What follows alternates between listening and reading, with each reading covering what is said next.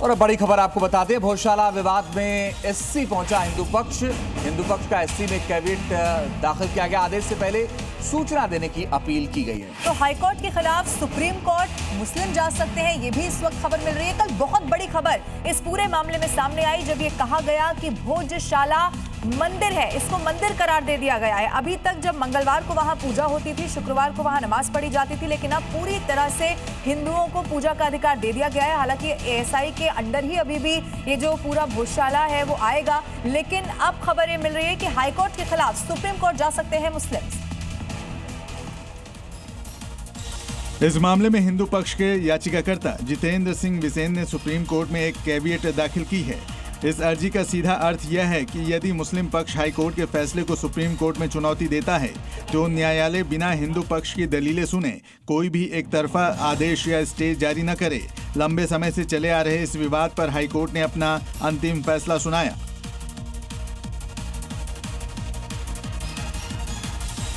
वही भोजशाला पर आए फैसले को लेकर देश के कई बड़े मुस्लिम स्कॉलर और नेता सहमत नहीं हैं। और जिनमें से कई का मानना तो यह है कि ये बाबरी मस्जिद जैसा ही फैसला है।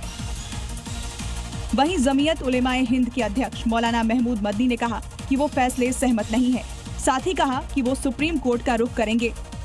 तो वहीं मुंबई में AIMIM नेता वारिस पठान ने ASI पर ही सवाल उठा दिया और कहा कि इनकी सरकार के साथ मिलीभगत है। उधर all India Muslim personal law board के सदस्य रशीद फरंगी महली ने कहा कि भोजशाला केस में हाई कोर्ट के फैसले से मुसलमानों में बेशक गहरी निराशा हुई है, लेकिन फिर भी सुप्रीम कोर्ट का रास्ता खुला है।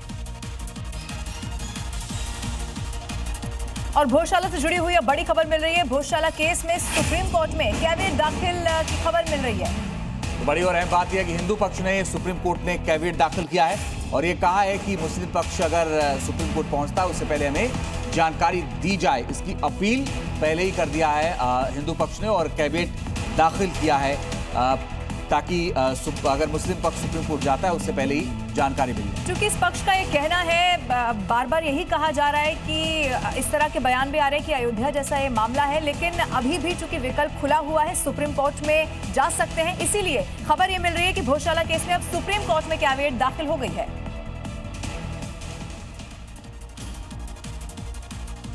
और मध्य प्रदेश में धार के भोजशाला को लेकर हाईकोर्ट ने बड़ा और ऐतिहासिक फैसला सुनाया है। कोर्ट ने कह दिया है कि भोजशाला परिसर मंदिर ही है। कोर्ट ने एएसआई के वैज्ञानिक सर्वेक्षण पर भरोसा जाहिर किया है और सरकार को ऐतिहासिक संरचनाओं के संरक्षण की जिम्मेदारी दे दी है।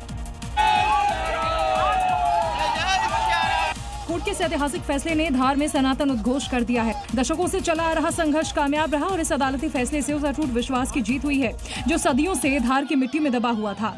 हाईकोर्ट ने फैसले में कहा, भोजशाला मूल रूप से एक मंदिर है। मूल स्वरूप संस्कृत शिक्षा केंद्र का था। यहाँ हिंदू पक्ष को पूजा का पूर्ण अधिकार है। एएसआई पूरे परिसर का संरक्षण करेगा। साथ ही कोर्ट ने 2003 के एएसआई आदेश को रद्द कर दिया है। अब मुस्लिम समुदाय को नमाज की अनुमति नहीं होगी, वहीं मस्जिद के लिए अलग जमीन दी जाएगी।